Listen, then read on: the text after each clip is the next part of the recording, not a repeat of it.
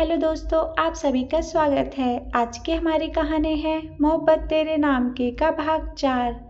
आपने पिछले वीडियो में सुना कि अभय अदिति को अपने दोस्त की पार्टी में ले जाता है। अदिति अभय के दोस्त को देखकर डर जाती है। आखिर क्यों डर गई अदिति, यह जानने के लिए अब आगे सुनिए। अदिति वॉशरूम में पहुंच गई थी और इधर राहुल जब अभय को देखा तो खुशी से झूम उठा। वो अभय को अपने पास बुलाया और दोनों एक दूसरे के गले लग गए। राहुल अभय से पूछता है, यार भाभी कहाँ है, वो नहीं आई क्या? यार क्या आज भी तू उस काम्या के साथ ही आया है? तुझे पता है ना कि मुझे काम्या पसंद नहीं है, तू उसे छोड़ क्यों नहीं देता? अभी अभय कुछ बोलता कि तभी वहाँ काम्या आ गई और राहुल को हाय बोली तो राहुल बिना कुछ जवाब दिए अभय से बात करने में बिजी हो गया। काम्या को ये बात बिल्कुल पसंद नहीं आई और वो गुस्से से पीछे की तरफ मुड़ी और वॉशरूम की तरफ चली गई। दरअसल उसने अदिति को जब वॉशरूम जाते देखा तो वो जानबूझकर अभय से बात करने चली आई ताकि उसकी इम्पोर्टेंस उस पार्टी में बढ़ जाए, पर उसे अभय के इग्नोर करने से वो गुस्से में आ गई और अदिति से बदला लेने के लिए वो वॉशरूम की तरफ चल दी। वॉशरूम में अदिति खुद को देख रही थी और खुद से ही बोल रही थी, नहीं नहीं, तुमको उसके सामने नहीं आना है, नहीं उसे तुम्हारे बारे में पता नहीं लगने देना, नहीं तो अच्छा नहीं होगा, नहीं मुझे अभी यहाँ से निकलना होगा, हाँ मुझे कोई बहाना बनाना होगा। वो ये बोलते वक्त बहुत ज़्यादा डरी हुई थी, उसके पैर काँप रहे थे।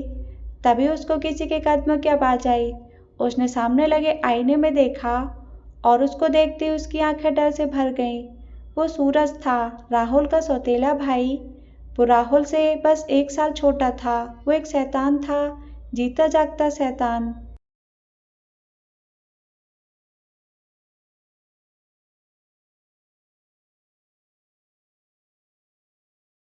उसने ना जाने कितने ही लोगों के मर्डर किए होंगे। ये सब तो उसके बाएं हाथ का खेल था। अदिति उसको देखकर डरते हुए पीछे मुड़ी। वो डरते हुए बोली, तुम यहाँ कैसे? मेरे पास मत आना वरना। अदिति को ऐसे देखकर सूरज जोर जोर से हंसने लगा और उसके तरफ धीरे धीरे बढ़ते हुए बोला, वरना वरना क्या क्या कर लोगी तुम? तुम्हें कब से ढूंढ रहा था, अब जाके हाथ लगी है, ऐसे कैसे जाने दूं तुम्हें? ये बोलते हुए अदिति के एकदम पास पहुंच गया।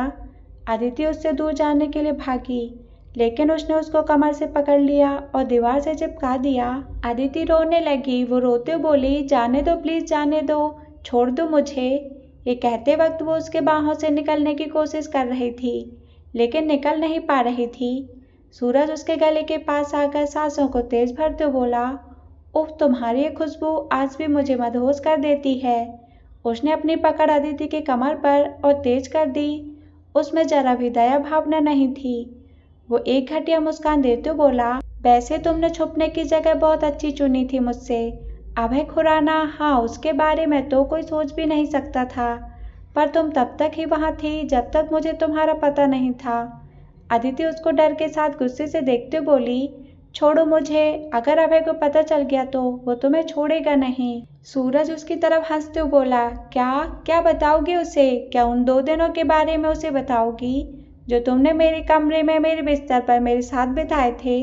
ये बताओगी? चलो माना तुमने बता दिया, लेकिन क्या तुम्हारे ये बताने के बाद वो तुम्हारा यकीन करेगा?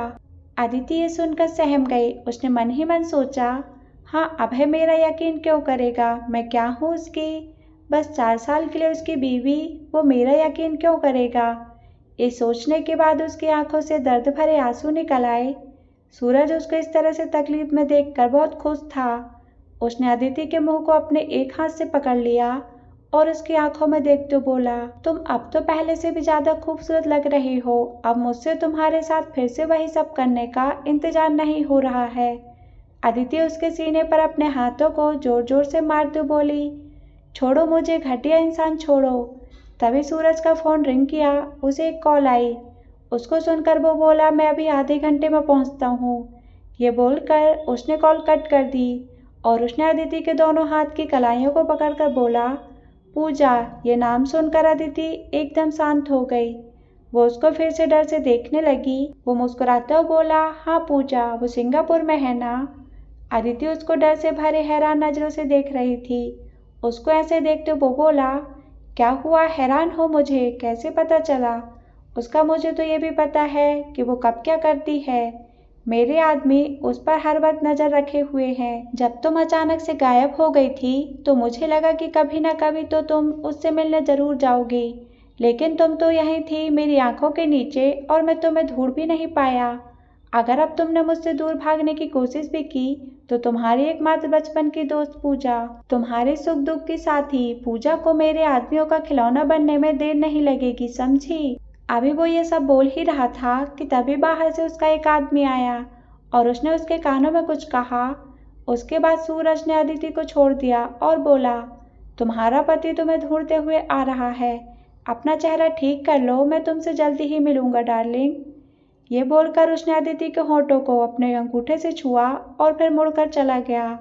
उसके जाने के बाद अदिति वहीं फर्श पर बैठ गई और रोने लगी। काम्या ने छुपकर ये सब देख लिया था। उसे कुछ सुनाई तो नहीं दिया, लेकिन वो एक नफरत भरी मुस्कान के साथ बोली, मुझे नहीं लगा था कि ये मौका इतने जल्दी मुझे मिल जाएगा। अब तुम देखना अदिति, तुमको मैं कैसे बर्बाद करती हूँ। ये बोलते हुए वो वहां से चली गई।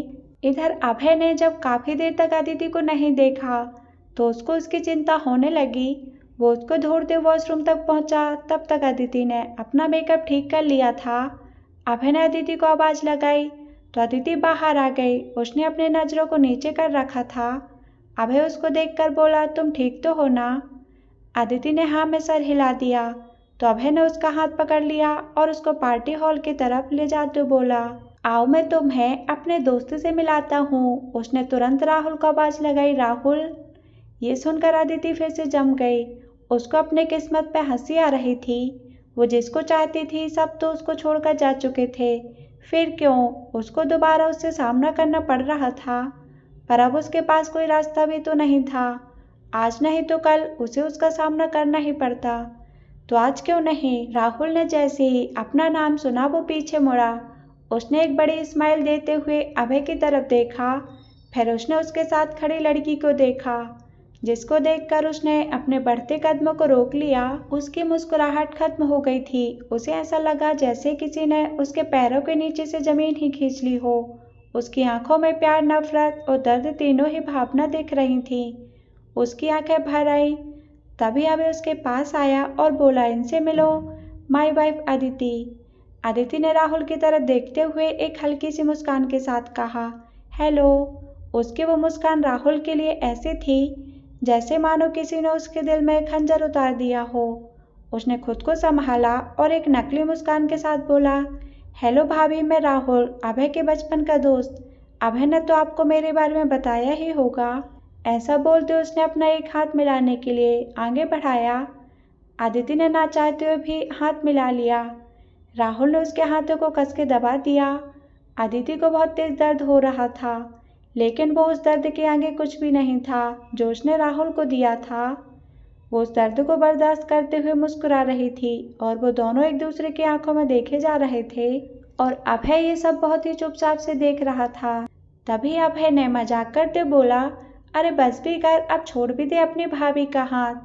तो राहुल ने अदिति का हाथ छोड़ दिया। फिर हंसते हुए अभय को देखा और बोला, यार तूने बताया ही नहीं कि भाभी इतनी सुंदर है। अभय ने अदिति की तरफ देखा जो झूठी हंसी लिए मुस्कुरा रही थी, पर फिर भी वो बहुत खूबसूरत लग रही थी। अभय बोला, वो तो है। राहुल ने अभय से कहा, तुझे मैं अपनी होने वाली वाइफ से मिलवाता हूँ। उसने आवाज लगाई, सनाया। ये सुनकर सनाया उसकी तरफ आते बोली, हाँ बोलो राहुल। राहुल ने कहा, इनसे मिलो, ये हैं अभय और इनकी वाइफ अदिति। सनाया ने जब अदिति को देखा तो वो बहुत ज्यादा डर गई। डर के कारण उसकी जबान लड़खड़ाने लगी। वो डरते बोली, हेलो, आपसे मिलकर अच्छा लगा। अदिति ने भी उसको देखकर स्माइल किया और हेलो बोला। तभी उनके पीछे से किसी की आवाज आई, अरे भाई, यहाँ क्या हो रहा है? सभी लोग उस दिशा में देखने लगे। वो आवाज सिंघानिया ग्रुप के चेयरमैन विजय सिंघानिया की थी। सिंघानिया ग्रुप बिजनेस वर्ल्ड में जाना माना नाम था, पर पिछले कुछ सालों से उनकी कंपनी की हालत कुछ ज्यादा अच्छी नहीं चल रही थी। वो धीरे धीरे उन लोगों की तरफ आया और वहां आकर अभय की तरफ देखकर बोला, ओ तो मिस्टर अभय भी आए हैं यहाँ। फिर उसने अदिति की तरफ देखा। वो उसको वहां देखकर घबरा गया। उसको इस तरह से देखकर सनाया ने उसका हाथ धीरे से पकड़ लिया और उसको शांत रहने का इशारा किया। राहुल ने अभय से कहा, अभय इनसे मिलो, ये है मेरे होने वाले फादर इन लॉ। उन दोनों ने एक दूसरे को हेलो किया। राहुल बस एकटक अदिति को देखे जा रहा था। उसके मन में कई सवाल थे और अभय उसको ऐसा करते हुए बस देखे जा रहा था। उसके दिल में एक अजीब सा डर घर कर रहा था। तभी राहुल ने सनाया को अपनी तरफ खींचा और उसके कमर पर हाथ रखते हुए बोला, चलो डियर, पार्टी शुरू करते हैं। ऐसा बोलकर वो लोग वहां से चले गए। जाते वक्त भी राहुल अदिति को देखते जा रहा था। अदिति को बहुत ज़्यादा तकलीफ हो रही थी। उसे राहुल का उसकी तरफ से बर्ताव बर्दाश्त नहीं हो रहा था। वो चाहती थी कि जाए और जाके उसे सब कुछ बता दे। उसे बता दे कि उसकी प्यारी अदिति को बर्बाद करने के पीछे ये इंसान के खाल में छिपे भेड़िए हैं। वो देख रही थी उन सबको वहाँ। वो उनमें से एक एक को पहचान रही थी। वो सभी उसकी बर्बादी का कारण था, लेकिन वो कुछ नहीं कर सकती थी सिवाय उनको यूं अपने सामने देखकर मुस्कुराने के। वो सभी एक हॉल की तरफ बढ़ गए। वहाँ पर सबके लिए बैठने के लिए इंतजाम किया गया था। रिंग सेरेमनी शुरू हुई और सभी तालियां बजा रहे थे। अदिति भी फीकी मुस्कान लिए बस तालियां बजाई जा रही थी। पूरे वक्त वो यही सोचती रही कि ऐसा क्या हो गया मेरे साथ। अगर सब कुछ ठीक होता तो आज उसकी जगह मैं वहाँ होती। अभय कभी अदिति को देखता तो कभी राहुल को। उसके दिल में एक बेचैनी सी हो रही थी। सेरेमनी के बाद राहुल ने माइक लेते हुए सभी से कहा, लेडीज एंड जेंटलमैन, आप सभी का यहाँ आने का बहुत बहुत शुक्रिया। आज का दिन मेरे लिए बहुत खास है क्योंकि आज मैं अपनी लाइफ के बहुत इम्पोर्टेंट लोगों से मिला। आज मैं बहुत समय बाद अपने बचपन के दोस्त अभय से मिला और सबसे खास उनकी वाइफ अदिति भाभी से मिला। अभय वाइन का गिलास हाथ में लिए राहुल को देख रहा था। फिर उसने अपनी नज़र अदिति पर टिका दी, जो कुछ घबराई हुई थी और बस सर झुकाकर नीचे की तरफ देखे जा रही थी। फिर राहुल ने बोला, तो आज मैं अपने भाभी जी से रिक्वेस्ट करूंगा कि वो स्टेज पर आएं और हम सबके लिए गाने गाएं। और हाँ, कोई बहाना नहीं चलेगा। तो प्लीज़ हमारे लिए बस एक गाना। तो जोरदार तालियां हो जाए मिस अदिति खुराना के लिए। सभी लोग तालियां बजाने लगे। अभय को राहुल पर बहुत गुस्सा आया कि बिना पूछे उसने सबके सामने गाने को क्यों बोला। पता नहीं अदिति को गाना आता भी है या नहीं। उसने अदिति की तरफ थोड़ा चिंता के भाव से देखा, लेकिन इस समय भी उसने वाइन की गिलास अपने हाथों में पकड़ रखा था। सोफे पर महाराजाओं की तरह शान से बैठा था। उसने वाइन की सिप लेते हुए अदिति को देखा, जो अपने जगह से खड़ी हो गई थी। पहले तो अदिति ने सोचा कि वो मना कर दे, लेकिन उसे याद आया कि अगर वो नहीं जाती तो अभय की बेइज्जती हो जाएगी। इसलिए वो उठकर गई और स्टेज की तरफ चल दी। उसको यूं जाता देख अभय का दिल तेजी से धड़कने लगा। उधर सनाया भी गुस्से से लाल हो जाती है। वो अदिति को ऐसे देखती है जैसे वो उसको कच्चा ही खा जाएगी, लेकिन वो कुछ भी नहीं कर सकती थी सिवाय मुस्कुराने के। उसने जब अदिति को देखा था वो तभी समझ गई थी कि ये सब अब आसान नहीं होने वाला है। स्टेज पर पहुंचने के बाद अदिति पियानो बजाने को बैठी। अभय अपना सर नीचे किए हुए अपने ग्लास के वाइन को देख रहा था। तभी अदिति ने पियानो बजाना शुरू कर दिया। अभय को जब पियानो की आवाज़ सुनाई दी तो उसने अपना सर उठाया और हैरानी से अदिति को देखने लगा। ऐसा इसलिए था क्योंकि उसने सोचा कि अदिति एक अनाथ थी, तो उसने बहुत ही मुश्किल से अपनी पढ़ाई कंप्लीट की होगी। तो उसने पियानो बजाना कैसे सीखा, उसके तो बहुत पैसे खर्च होते हैं। ये सब बातें अभय के दिमाग में चल ही रही थी कि फिर उसने अपना दिमाग इन सब बातों से हटा दिया और अदिति की तरफ प्यार से देखने लगा। उसे अदिति पियानो के सामने बैठी बहुत ही सुंदर लग रही थी। राहुल भी उसे बहुत ध्यान से देख रहा था। वो ये जानता था कि अदिति को अपने दिल की बातें गानों में बोलना अच्छा लगता था। वो बस उसके दिल की बातों को समझना चाहता था। उसके होंठों पर जो मुस्कुराहट थी वो कहीं गायब सी हो गई और वो शांति से अपनी जगह बैठ गया और बस अदिति को देखने लगा। अदिति ने अपनी आंखें बंद कर ली और गाना शुरू किया। अभय जब अदिति की आवाज़ सुनता है तो उसकी आंखें खोली की खोली रह जाती हैं। उसे वो आवाज़ इतनी ज़्यादा प्यारी लगती है जैसे इससे प्यारी आवाज़ उसने पहले कभी सुनी ही ना हो। लेकिन जब वो शब्दों पर ध्यान देता है तो उसे लगता है मानो किसी ने उसके सीने पर पत्थर रख दिया हो। उस आवाज में उसे बहुत दर्द का एहसास होता है। वो अपनी आंखों को छोटी कर लेता है और राहुल को ध्यान से देखने लगता है। राहुल भी अब बस अदिति को देखे जा रहा था। अभय को ये अच्छा नहीं लगता। वो अपने वाइन के गिलास को तेजी से पकड़ लेता है और वाइन पीने लगता है। अदिति राहुल को देख और आगे गाने लगी। अदिति अपनी जगह खड़ी हो गई। सारे लोग तालियां बजाने लगे और अदिति की बड़ाई करने लगते हैं। सबकी आंखें नम हो चुकी थीं, लेकिन अभय ना अपने जगह से उठा और ना ही वो तालियां बजाया। वो एक नज़र राहुल को देखता है जिसकी आंखों में आंसू थे। अभय ने ये सब देखा, फिर वाइन पीने लगा। उसके सीने में दर्द हो रहा था। ऐसा लग रहा था जैसे किसी ने उसके दिल को निकाल लिया हो। उसने गिलास पर अपनी पकड़ और तेज कर ली। थोड़ी देर बाद सब बातों में व्यस्त हो गए। अभय की नजर अदिति को खोज रही थी। हालांकि उसके पास बहुत से लोग खड़े थे और उससे सम्मान के साथ बात कर रहे थे, लेकिन अभय की आंखों में एक खालीपन था। जब अदिति उसको दिखाई नहीं दी तो उसने अपनी नजरें राहुल को खोजने के लिए घुमाई, लेकिन उसे वो भी कहीं नहीं दिखाई दिया। उसकी आंखें और गहरी हो गई। उसने इधर उधर देखा, फिर मन ही मन सोचा, अदिति तुम कौन हो? आखिर क्या राज है तुम्हारा? जब दोनों ही अभय को पार्टी में नजर नहीं आए तो अभय उनको खोजता हुआ बाहर की तरफ चला गया। उसने अपने एक हाथ में वाइन के गिलास पकड़ी हुई थी। ऐसा लग रहा था जैसे मानो अगर आज उसे उस उदासी में डूबने से कोई बचा सकता है तो वो बस वाइन है। उसने ब्लैक कलर का सूट पहन रखा था। उसके जिस हाथ में वाइन थी उसमें उसने अपनी सिल्वर वॉच पहन रखी थी और अपना एक हाथ अपने पैंट के जेब में डाल रखा था। उसने अपने चेहरे पर अपने अंदर चल रहे तूफान को नजर नहीं आने दिया। उसे देखकर लग रहा था जैसे कोई घमंडी राजा अपने महल में चला जा रहा हो। उसने अपने कदमों को चलते रोक लिया और अपने आप को एक पोल के सहारे खड़ा कर लिया। वो जहाँ खड़ा था वहाँ अंधेरा था जिससे कोई उसको देख नहीं सकता, पर वो सामने खड़े उन दोनों को देख सकता था। उसे पता था कि आज उसका दिल टूटने वाला है। फिर वो खुद को उनकी बातों को सुनने से रोक नहीं पाया। वो शांत भाव से उन्हें बस देखे जा रहा था। राहुल ने अदिति के एक हाथ को पकड़ लिया और उसकी आंखों में देख रहा था और उसने बोला, मुझे यकीन नहीं होता, पहले मैं, फिर मेरा भाई और अब मेरा दोस्त। मैं तो ये सोच भी नहीं सकता था कि तुम इतना गिर जाओगी, पैसों के लिए कुछ भी करोगी। मुझे तो पता ही नहीं था। ये बोलते समय उसने अदिति की कलाई को बहुत कस के पकड़ रखा था। अदिति को बहुत दर्द हो रहा था, पर उससे ज्यादा दर्द तो उसे उसकी कही बातों से हो रहा था। उसका एक एक शब्द ऐसे लग रहे थे मानो कोई हजारों सुइयां उसके जिस्म में चुभ हो रहे हों।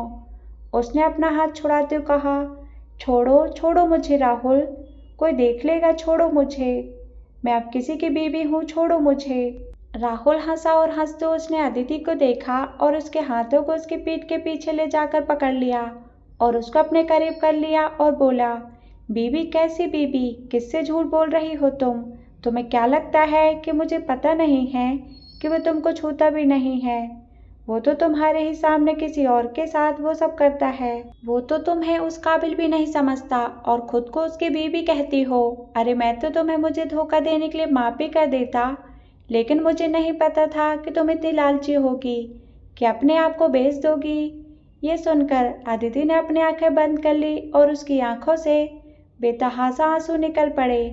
अभय ये सब सुन रहा था। उसने वाइन के गिलास को इतनी तेज पकड़ा कि वो उसके हाथों में ही टूट गई और उसके हाथों से खून निकलने लगा और उसने अपने आप में ही बोला, नहीं, तुम वो लड़की नहीं हो सकती। नहीं, उसका दिल भी उस गिलास की तरह टूट चुका था। उसकी आंखों में अदिति के लिए गुस्सा उतर आया। राहुल ने जब अदिति को आंखों से आंसू निकलते देखा तो उसको बहुत तकलीफ हुई। उसको अदिति उस वक्त बहुत ही ज्यादा सुंदर लग रही थी। ऐसे लग रही थी मानो वो कोई निर्दोष हो।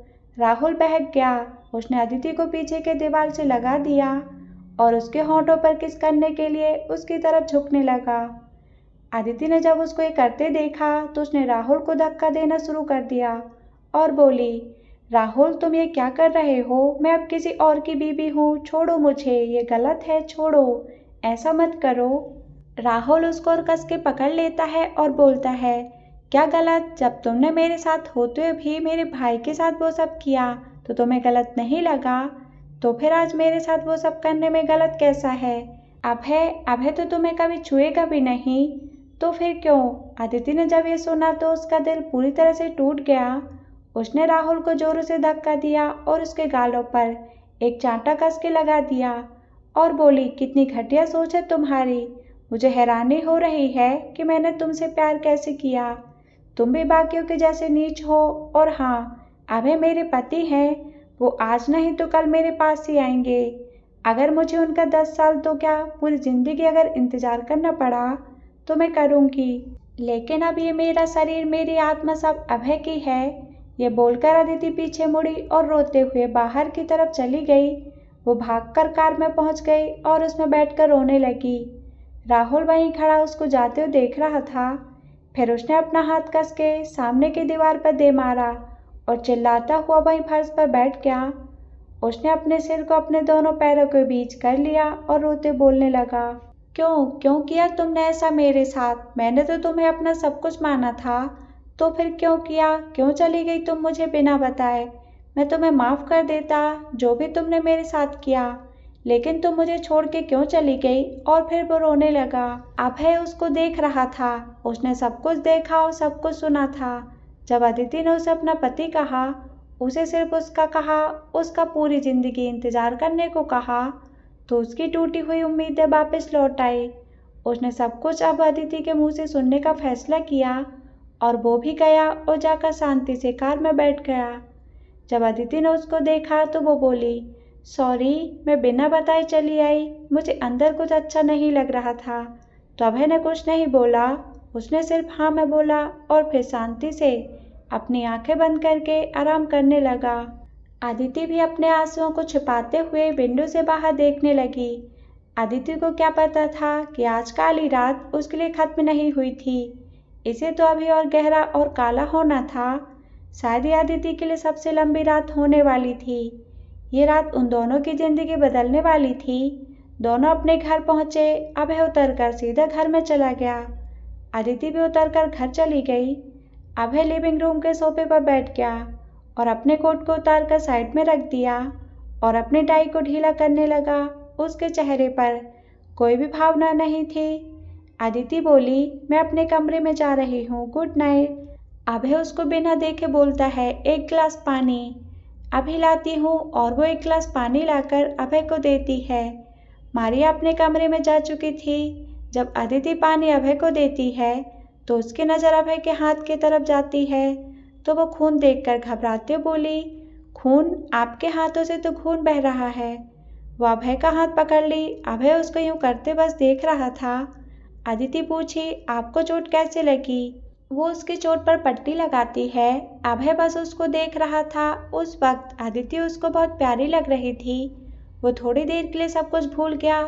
तभी उसकी नज़र अदिति के हाथ की कलाइयों पर पड़े दाग पर जाती है, तो राहुल के कस के पकड़ने की वजह से पड़ गए थे।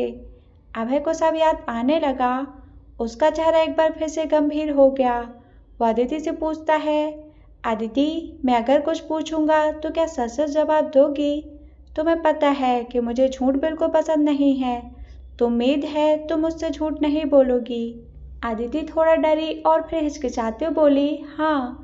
अभय उसकी तरफ ध्यान से देखता है और फिर पूछता है, क्या तुम राहुल को पहले से जानती हो? अदिति उसका सवाल सुनकर चौंक गई। फिर कुछ सोचने के बाद बोली, नहीं, मैं उसे नहीं जानती।